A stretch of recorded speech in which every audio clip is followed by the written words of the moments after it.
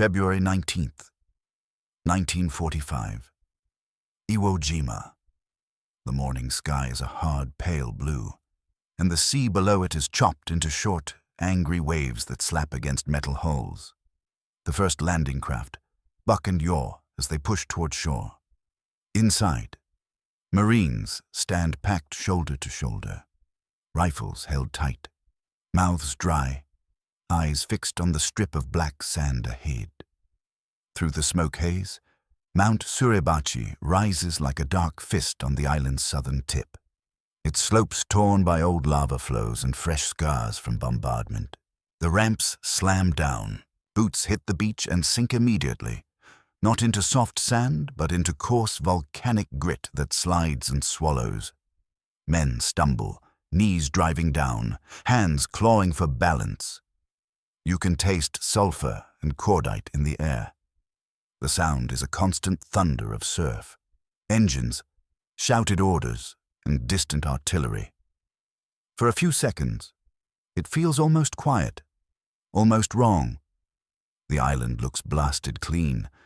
No movement, no defenders, no obvious muzzle flashes. Then the island speaks, from the ridges and broken rock, from slits you cannot see until they bloom with light.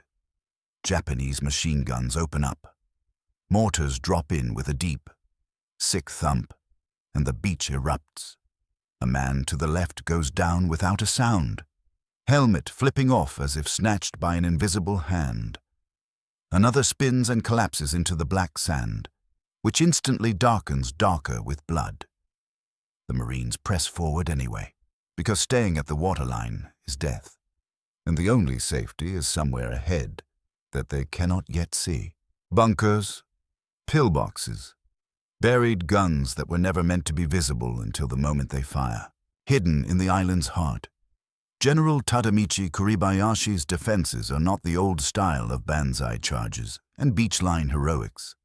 This is something colder. Tunnels run under the rock like veins. Firing positions are connected, protected, designed to survive bombardment and keep shooting when the surface looks destroyed. Japanese officers and NCOs move by dim lamplight underground, listening to the world above shake and crack, waiting for the moment the enemy is close enough to bleed. On the beach, an American lieutenant yells for his men to get off the flat ground, but the sand offers no traction.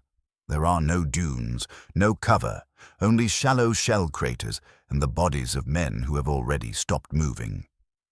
Radio operators scream into handsets that hiss with static. A corpsman crawls forward, dragging a wounded Marine by his web gear, trying to keep his own head down as bullets whip the sand into tiny black fountains. Somewhere behind them, a different kind of team prepares. They are not the riflemen who will charge the slopes. They are the ones the others glance at and then look away from, because their job feels like touching a live wire. A flamethrower operator checks his gear. The weapon is a metal wand with hoses snaking back to twin tanks on his back. Fuel and propellant that turn him into a walking target. The M2 flamethrower is heavy, awkward. The operator's assistant stays close, carrying extra fuel, a carbine, and the grim duty of keeping the operator moving if he falters. Nearby, an engineer squad unloads satchel charges and Bangalore torpedoes, tools for breaking fortifications the way a hammer breaks stone. But here, the fortifications do not sit politely above ground. They are tucked into rock faces, hidden behind jagged lava, protected by angles that turn grenades into nothing but noise. A Marine points toward a low, black opening in the rocks, barely wider than a man's shoulders. A cave mouth. A machine gun inside it has pinned down an entire section. Every attempt to rush it ends with men sliding in the sand, cut down before they can reach the entrance. Rifle fire sparks uselessly off stone. Grenades bounce back out, or vanish inside with no effect, because the tunnel turns and the blast rolls into emptiness. The flamethrower team crawls forward. The operator keeps his head low, chest pressed into gritty sand that chews through fabric. He feels each step like a weight. He can hear his own breathing inside his helmet, loud as a drum. He knows what the Japanese gunners see: the tanks on his back, the hoses, the bulky silhouette. He is a moving bullseye, but he also knows something else. If that cave stays alive, more Marines die. Simple as that. They reach the edge of the rock. The assistant taps his shoulder and points. The opening is there, a dark throat. The operator rises into a crouch, just long enough to aim. For the Japanese inside, the outside world is a bright rectangle filled with smoke and dust. They have been steady, disciplined, firing in bursts, shifting positions through connected passages. They have watched Americans die in the sand. They have heard the island absorb shell fire and keep breathing. They believe in stone and patience. Then the first burst of flame hits the mouth of the cave. It is not a small fire. It is a roaring liquid wave that clings to rock, rolls inward, and fills the tunnel with incandescent orange. Heat slams through the entrance like a fist. Smoke follows, thick and choking, dragging oxygen away. The sound is a deep animal rush. Louder than gunfire for a moment, and it changes everything because it does not care about angles or sand or ricochets. Inside, men shout, cough, scramble backward. The tunnel that protected them becomes a funnel for terror. The flame finds seams in the rock, rides the air currents, and turns the defensive geometry into a trap. On the surface, Marines who have been pinned flat lift their heads. Stunned, the machine gun stutters, falters, stops, not because the enemy surrendered, because the enemy cannot breathe. Kuribayashi's system was built to deny the Americans quick victories, to make every yard cost. But now, a weapon has appeared that speaks the tunnel's own language. It crawls, it flows, it consumes the very spaces the defenders trusted most. And in the underground darkness, Japanese officers begin to understand a new fear, not of bullets, not of shells, of fire that hunts.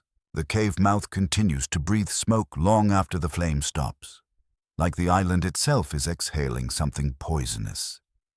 Marines surge forward in a rush of boots and shouted commands. Rifles up, eyes wide. The flamethrower operator backs away. Tanks still warm, hands trembling just enough to betray the adrenaline. His assistant pulls him down behind a rock spur as bullets crack overhead again. Somewhere else on the beach, another bunker opens up and begins killing men in steady, controlled bursts. This is not one cave. It is a whole buried city under the rock. Japanese defenders feel the fire before they fully understand it. Heat travels fast through confined spaces. It presses into the lungs. It makes the air thin. The smoke does not politely drift upward. It pools and crawls along the tunnel ceiling, then sinks, then rolls forward again with each new breath of outside wind. A corporal in the darkness shouts for water, for wet cloth, for anything. Men slap at their faces. The skin on their hands tightens as if drawn by invisible thread. Someone screams a warning down the passage, but the words turn to coughing. The tunnel that was designed to protect them is now a corridor of panic, because there is nowhere to disperse heat, nowhere to flee without running deeper into the same trapped air. Farther inland, in a command post carved into the volcanic rock, General Tadamichi Kuribayashi listens to reports arriving in fragments. The bunker is dim. The air smells of damp stone, sweat, and cigarette smoke. Lamps flicker as vibrations from naval gunfire shudder through the island.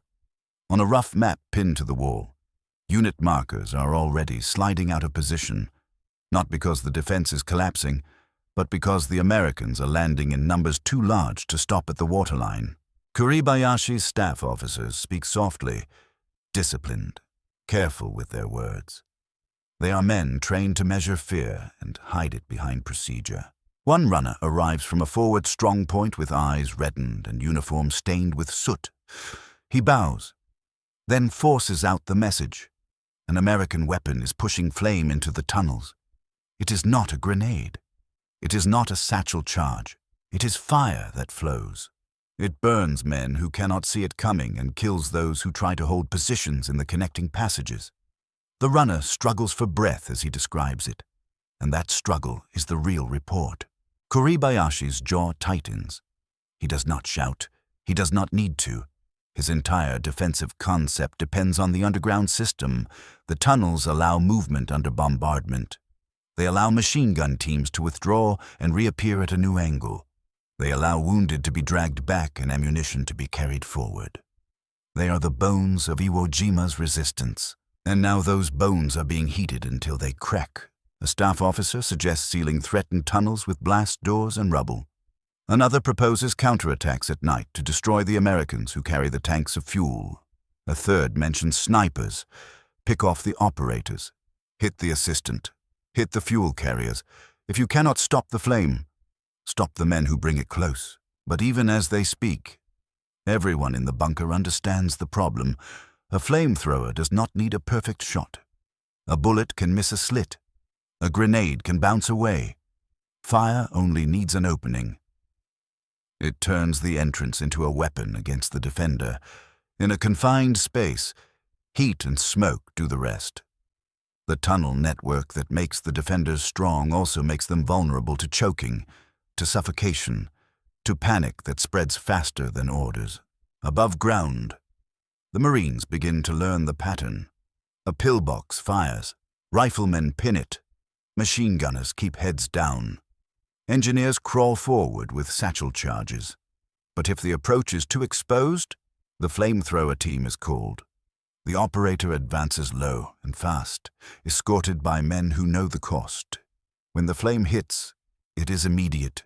The enemy fire stops, not because every defender is dead, but because anyone still alive inside is blinded, burning, or forced to retreat deeper into smoke.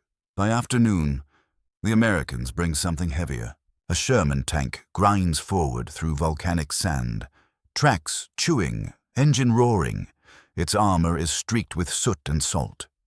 Marines run alongside, using it as moving cover. But this Sherman is different. The main gun is absent. In its place is a projector, a metal snout that looks almost harmless until it speaks.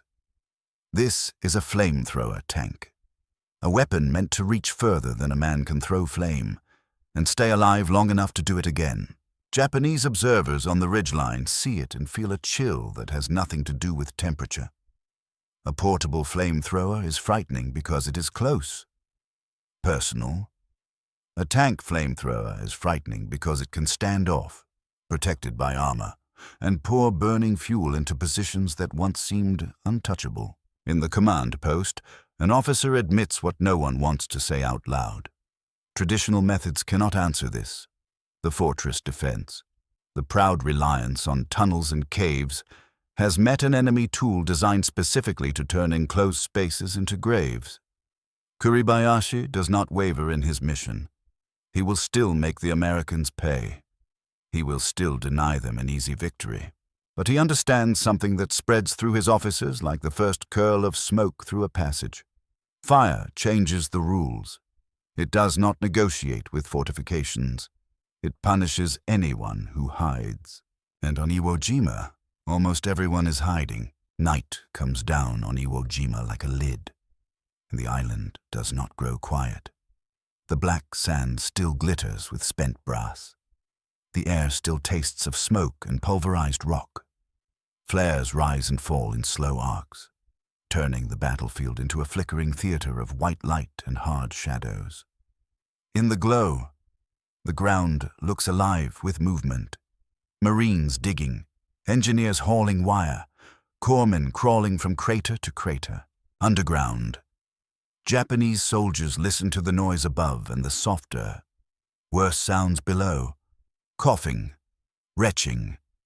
A man sobbing in the dark because his skin hurts and he cannot stop shaking. The tunnels were built for endurance, for discipline, for controlled violence. But when flame comes into a tunnel, it does not just burn bodies. It burns certainty. A forward company commander reports that an entire position near a cave entrance went silent within seconds of the Americans bringing flame to the mouth. Another report says the Americans are now escorting flame operators with extra riflemen, protecting them like living artillery. A third report, spoken in a low voice, admits that some defenders forced back into side passages found themselves trapped by smoke and heat. Their own blast doors turned into barriers that locked in death. In the command post, Kuribayashi's officers begin to speak about flamethrowers the way men speak about a contagious disease. You do not simply fight it head-on. You isolate it. You destroy the carriers. You prevent it from reaching you. Orders go out through the tunnel network and by runners across shattered ground. Mark the Americans who carry fuel tanks.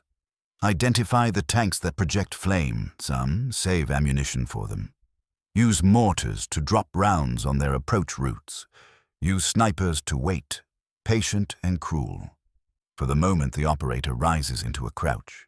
The Japanese have always understood that the Americans rely on firepower, on machines, on weight. But now they face a type of firepower that reaches into the very shelter they built. To the Japanese generals, this is not just a weapon.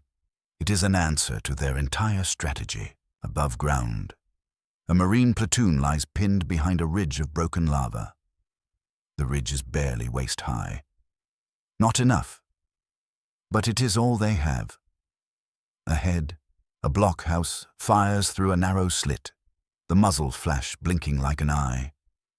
Each time a Marine tries to move, the sand pops around him as bullets snap through it. The platoon leader points and shouts, voice raw. Engineers begin to crawl forward, but the approach is exposed. The lieutenant does the math with his eyes and makes the call. Flamethrower! 2 Marines appear behind the ridge, one with the twin tanks and wand, the other tight beside him. The operator's face is streaked with grit and sweat. The assistant keeps one hand on the operator's harness, the other on his carbine. Eyes scanning for the glint of a scope, the twitch of movement. You can feel the tension in the men around them. Some stare with relief, some with pity. Everyone knows the odds. A rifleman can flatten into a crater. A flamethrower operator cannot hide his silhouette. They move. A Japanese sniper, hidden in a spider hole camouflaged with ash and broken stone, watches them through a narrow slit. He does not fire at the first man he sees. He waits for the tanks. He waits for the hoses. He waits for the moment the operator pauses to aim. The rifle cracks. The bullet hits the rock near the operator's shoulder and throws a chip of lava into his cheek. He flinches, but does not fall. The assistant drags him down. Both men pressed into the sand. Other Marines respond instantly, firing toward the suspected sniper position, stitching the ridgeline with bullets. A machine gun joins in, chopping the night. The flamethrower team crawls again. Faster now, because hesitation is death. They reach a shallow depression 10 yards from the blockhouse. The operator rises, just enough, and squeezes the trigger. Flame leaps out, a thick stream that looks almost liquid, bright at the core and smoky at the edges. It splashes against the bunker face, then rolls into the slit. The light inside the blockhouse flares orange, then white. The machine gun stops mid-burst as if a hand has seized the barrel. Smoke pours out, heavier than before, and the slit becomes a mouth coughing black. From inside, there is shouting, then silence. The Marines surge forward, rifles up. Some defenders, blinded and choking, stumble out of a side opening, hands clawing at their faces. They do not charge. They do not shout. They run, desperate for air, and run straight into waiting rifle fire. The lieutenant forces himself to look away and keep moving, because if he stops, the island will stop him. The Japanese attempt their own answer in the darkness. Small groups crawl forward at night, hoping to destroy the flame tanks before daylight. They carry satchel charges, grenades, bayonets fixed. But the Marines have learned too. Trip flares. listening posts, interlocking fields of fire. When the Japanese rush comes, it is met with rifles and machine guns and the sudden white bloom of flares that strip away the night's protection. Back in the command post, an officer admits the truth that hurts the most. The tunnels are no longer safe. Every cave mouth, every connecting passage, every bunker with a narrow entrance is now a liability when the Americans bring flame. The defensive network that once allowed Kuribayashi to control the battle now risks becoming a series of ovens. Kuribayashi does not abandon his plan, but he adapts. He orders positions to fight longer from deeper chambers. He orders more ventilation holes, cut where possible. He orders men to hold their fire until the Americans are close enough to be killed before they can bring the flame to bear. Still, the fear spreads, because the Americans are willing to crawl into hell with a fuel tank on their backs, and because the fire does not care about bravery. It only cares about oxygen and space. On Iwo Jima, the Japanese generals begin to understand that their island fortress has a new enemy, one that turns shelter into a trap and makes the underground itself betray them. Dawn breaks with a gray light that makes everything look colder than it is. The island steams where shell fire has churned soil into powder, and heat rises off rock. Mount Suribachi still dominates the southern skyline, its slopes honeycombed with caves that seem to stare down at the beach. Each cave is a mouth. Each mouth can kill. The Marines move in short rushes, heads down, bodies hunched as if they can shrink away from the bullets. The volcanic sand is still a problem, still swallowing boots, still forcing men to labor for every yard. Tanks grind forward, but even they struggle. Tracks slipping, engines whining. Above them, naval shells pass with a distant roar and slam into the mountain, blasting black rock into the air, and yet the caves keep firing. Kuribayashi's men know Suribachi is not just a mountain. It is a fortress layered with positions that overlap, with tunnels that connect firing slits to deeper chambers. The defenders do not have to show themselves long. They fire, disappear, reappear somewhere else. It is a system built for survival and for time. The Americans answer with fire that does not respect time. An assault group forms at the base of a rocky spur, officers pointing, engineers checking charges, riflemen tightening helmet straps. A flamethrower tank lumbers into position behind them, armored holes scarred, antenna whipping in the wind. The projector at the front turns slightly left, then right, like a predator scenting a path. A Japanese observer in a forward cavity watches through a crack in the rock. He sees the tank and feels his stomach tighten. The tank is not just metal. It is distance. It is protection. It is a weapon that can reach into his world without exposing itself the way a man must. He reports it down the tunnel, voice controlled, but his hands shake as he does. The Marines advance anyway. Riflemen lay down covering fire, bullets sparking off stone. A machine gun team sets up in a shallow crater and begins hammering the cave mouth, not to kill whoever is inside, but to force them to keep their heads down. Engineers crawl closer, ready to place explosives if they can get there. But the cave is angled. The entrance is set back. A satchel charge team would have to run the last few yards under direct fire. The lieutenant does not waste men if he can avoid it. He signals the tank. The flamethrower tank rolls forward, slow and steady. Its engine noise is a constant growl. Japanese gunners aim for it, and rounds ping off armor like thrown pebbles. A heavier weapon fires, and the tank shudders. But it keeps moving. Then the projector speaks.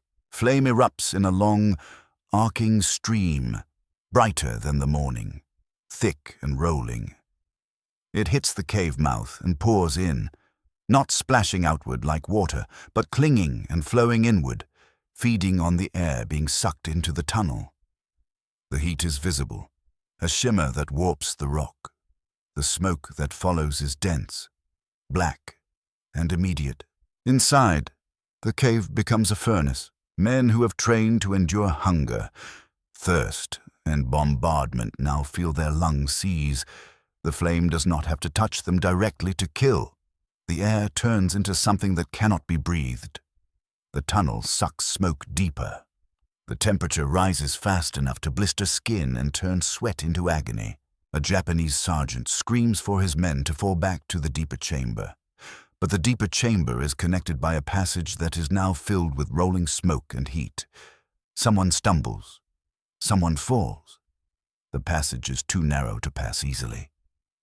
Panic compresses men into a tight knot of bodies in a space that was never meant for retreat under fire. The machine gun near the entrance stops. Not because the crew is dead, but because they cannot stay at the weapon and still breathe. Outside, Marines rush in. Engineers throw grenades, not expecting the grenades to do the work, but using them to clear the last pockets of resistance. Rifles bark into the darkness. A burst of fire answers, wild and short. Then silence again. One Marine steps over the lip of the entrance and recoils as the heat hits his face like an open oven door. He backs out, coughing. Another shouts that they cannot go in yet. The lieutenant waves them aside and orders smoke to clear. Even the victors do not want to walk into that air. Farther north, the pattern repeats. Again and again. Bunker by bunker. A pillbox that once would have required multiple charges and multiple casualties now becomes a target for flame. A cave that could have held out for hours becomes a blackened hole in minutes. The American assault is still brutal, still costly, but it is no longer stalled for long at each underground position. The flamethrowers shorten the fight in places where the Japanese plan depended on lengthening it. In Kuribayashi's command post, reports arrive with a new tone. They are no longer just about casualties. They are about positions that cannot be held in the old way. An officer says a tunnel junction was lost because smoke from a single flame attack traveled deeper than expected, cutting off movement and forcing a retreat. Another says men refused to return to a forward chamber after it had been hit once, even though the chamber itself might still be defensible. Fear has become a tactical factor. Kuribayashi listens, eyes fixed on his map, and he can feel the trap closing. His defense is still killing Americans. His men are still fighting with discipline, but the Americans have found a tool that attacks the most sacred part of his system, the underground. And every time flame pours into a cave mouth, it does more than kill defenders. It sends a message through the tunnels. Nothing down here is safe. On Suribachi's slopes, the Marines keep climbing, inch by inch, rock by rock, using fire to pry the defenders out of stone. The mountain does not fall quickly, but it begins to change. It begins to smell like burned fuel and scorched rock. It begins to feel less like a fortress and more like a series of sealed rooms being opened one by one. And the Japanese generals, listening to the reports, understand that the Americans are not just conquering the surface. They are conquering the underground, turning the island's greatest strength into its greatest weakness. The fighting moves north, and it feels as if the island narrows into a blade. Every ridgeline is a wall. Every depression is a kill zone. The Marines learn the terrain the hard way, because Iwo Jima is not open ground. It is broken lava, jagged stone, and slopes that funnel men into the same predictable approaches. The Japanese know those approaches too. They designed the island to punish anyone who tries to cross it. But the punishment is changing. A company pushes forward along a shattered ridgeline, heads low, rifles ready. The wind carries the smell of burned fuel and something worse, something organic that clings to the back of the throat. Ahead, a cluster of bunkers is tucked into rock like barnacles, firing slits angled to rake the approach. The Marines drop into craters, return fire, and wait for the moment someone has to move. An engineer lieutenant crawls to a forward position and peers through binoculars. He can see the problem immediately. The bunkers are linked. If one is attacked, the others can fire into the attacker's flanks. A satchel charge team could reach the closest opening, but they would be cut apart in the last yards. The lieutenant's mouth tightens. He signals back, "Bring up the flame team." A flamethrower operator appears, face smeared with soot, eyes narrowed against dust. His tanks are scratched and dented, and he moves with the careful urgency of a man carrying his own death on his back. His assistant stays tight beside him. 2 riflemen flank them, heads turning constantly, watching the rocks for muzzle flashes. They crawl forward, inch by inch, in the shadow of covering fire. Bullets snap overhead and smash into stone. The operator keeps going, because stopping makes him a stationary target, and stationary targets do not last long here. A Japanese machine gunner inside the bunker sees them. He has been trained to wait, to conserve ammunition, to fire only when it matters. This matters. His hands tighten on the weapon.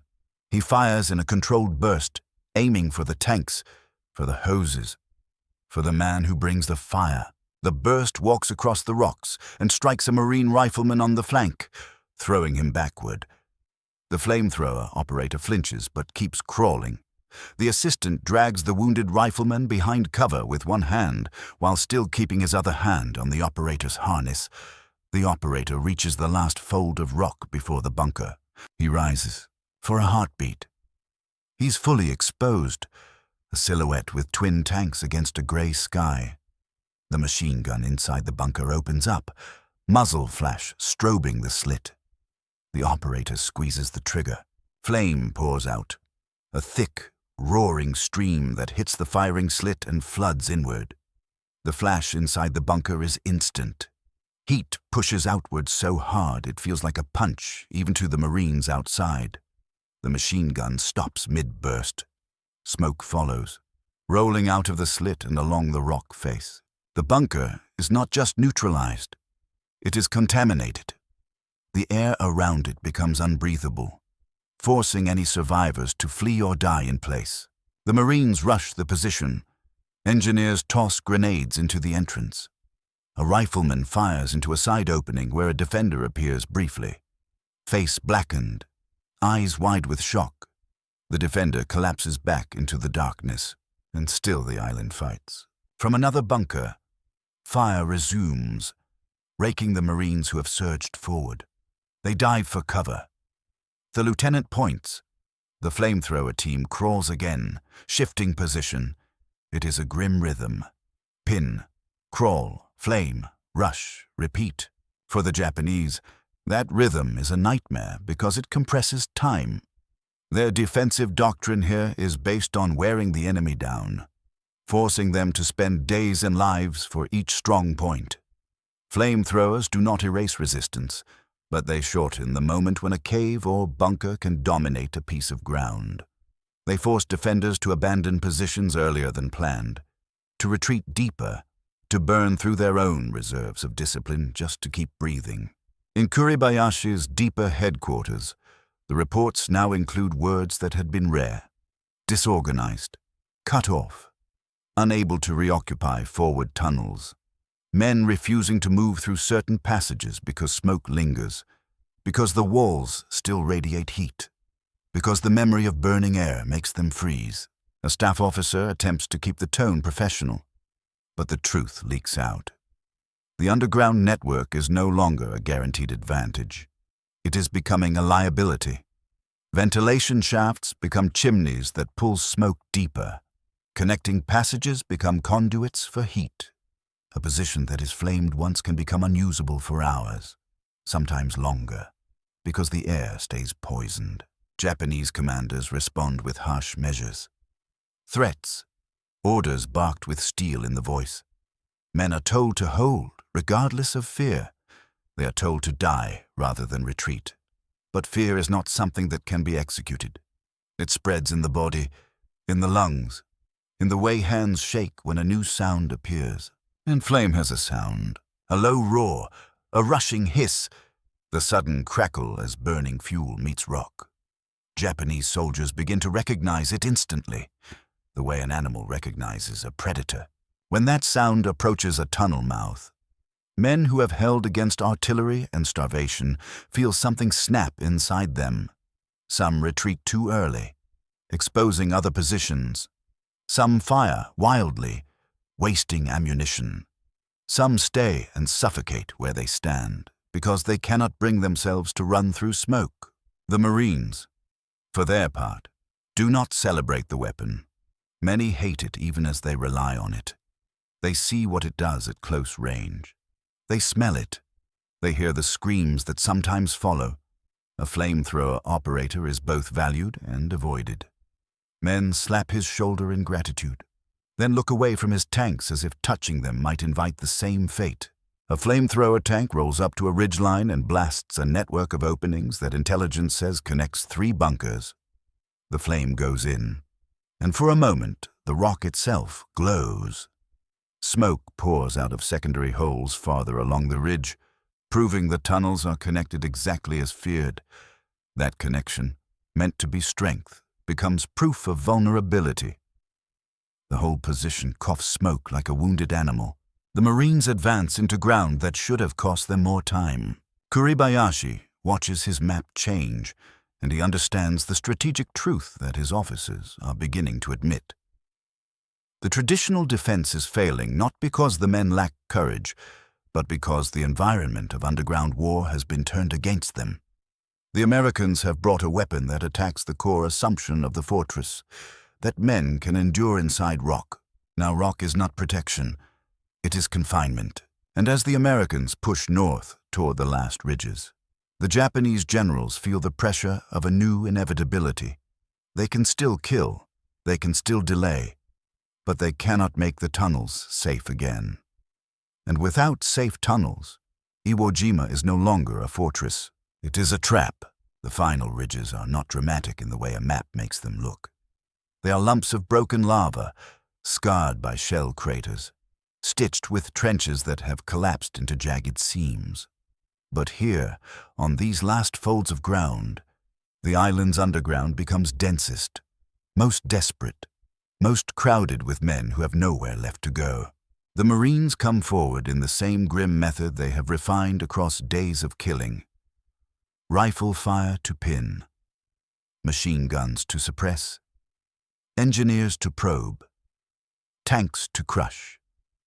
And always, when the rock refuses to break and the cave refuses to go silent, the flame teams.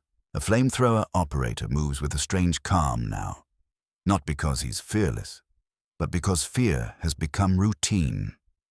His tanks are newer than the ones he wore earlier, swapped out when valves clogged and fuel ran low. The wand is blackened at the muzzle. His assistant keeps close, eyes always hunting for the glint of a rifle barrel. They reach an opening that looks insignificant, a dark slit under a shelf of rock. But the Marines know better. They have learned that small openings can lead to large chambers, that the island is hollow in ways the eye cannot see. A Japanese officer inside that network listens to the Americans above. He hears boots scrape rock. He hears voices, close, clipped, confident in their procedure. He feels the vibration of a tank somewhere nearby, the deep rumble that makes dust fall from the ceiling. He has men with him, exhausted, hollow-eyed, uniforms stiff with grime. Some are wounded and have been kept alive by determination and lack of alternatives. They have ammunition, but not enough. They have grenades, but not enough. They have courage, but courage does not filter smoke from lungs. When the flame hits the entrance, it comes so fast that the first line of defenders barely fires. Heat floods the passage. Smoke thickens immediately. The officer shouts orders, but the words vanish into coughing. Men scramble backward into a wider chamber where they think the air will be better. Instead, the chamber becomes a collecting bowl for smoke, a place where the ceiling traps heat and the walls radiate it back. Somebody tries to open a side passage, but it is blocked by rubble from earlier bombardment. Another man forces a door, but it sticks, swollen by humidity and warped by shock. The officer feels the reality settle like a weight. The tunnels that were supposed to guarantee movement have become a cage. He orders the men to hold deeper, to wait out the smoke, to counterattack later. But waiting means breathing, and breathing means taking in poison. The air turns bitter and thin. The wounded begin to moan. A soldier claws at his throat as if he can pull the burning out of his lungs with his fingers. Another presses his face to the ground, searching for a pocket of cleaner air that does not exist. Above, the Marines do not rush into the opening. They have learned to respect what they create. They let the smoke do its work. They cover exits. They listen. Minutes pass. Then movement comes from a secondary hole farther down the ridge, a hidden exit that the Japanese once used for flanking fire. Now it becomes a spillway. Men burst out of it, choking, faces black with soot, eyes wide, hands raised not in surrender but in instinctive pleading for air. Marine rifles crack, the figures fall, the exit clogs with bodies, and the smoke behind them continues to push. In the deeper headquarters, Kuribayashi's staff receives the last coherent reports from forward units. Whole sections are cut off. Tunnel junctions are filled with smoke. Positions can no longer be reoccupied after flame attacks. Attempts to move wounded through passages fail because the air in those passages is unbreathable. One officer, voice low, admits what the defense system was never supposed to admit. The underground network is compromised. It cannot function as planned. It is an acknowledgement of failure, not of courage, but of method. Kuribayashi, exhausted but unbroken, understands it with cold clarity. The traditional expectation of defenders that underground fortification ensures survivability against bombardment and frontal assault has collided with a weapon designed to exploit confinement. Flame does not just kill the man in the doorway. It poisons the connected spaces. It turns the defender's movement routes into channels for heat and smoke. It makes the whole architecture of resistance work against its own builders. This is why Japanese generals feared American flamethrowers on Iwo Jima. Not because they were magical, not because they were unstoppable, but because they attacked the one place the defenders had trusted. They made the unseen battlefield visible through smoke. They forced men to abandon tunnels that had taken months to carve. They shattered the idea that stone equals safety, and yet the cost is written on both sides. Marines walk past burned openings and feel their stomachs tighten. They see the blackened rock, the warped metal, the scorched earth that looks like the island has been branded. They know that every time they used flame, they shortened a fight that might have killed more of their own. They also know it left a mark that is hard to carry. Because it is hard to look at what fire does to men in confined spaces and still feel clean afterward. Flamethrower operators do not walk like heroes. They walk like survivors who were needed. Some are missing assistance. Some have tank straps stained with blood that is not their own. Other Marines nod at them, grateful, then turn away, unable to meet their eyes for long. By the time organized resistance shrinks into isolated pockets, the island is a graveyard of shattered fortifications. The Japanese defense has achieved what Kuribayashi intended in one sense. The Americans paid for every yard, but the underground fortress, the proud network that was meant to make Iwo Jima a place that could not be cracked, has been cracked by the weapon that turns the shelter itself into the killer. In the end, the fear was not just of flames. It was of the moment when the tunnel, once a sanctuary, becomes a furnace, and a soldier realizes the fortress is no longer protecting him. It is holding him in.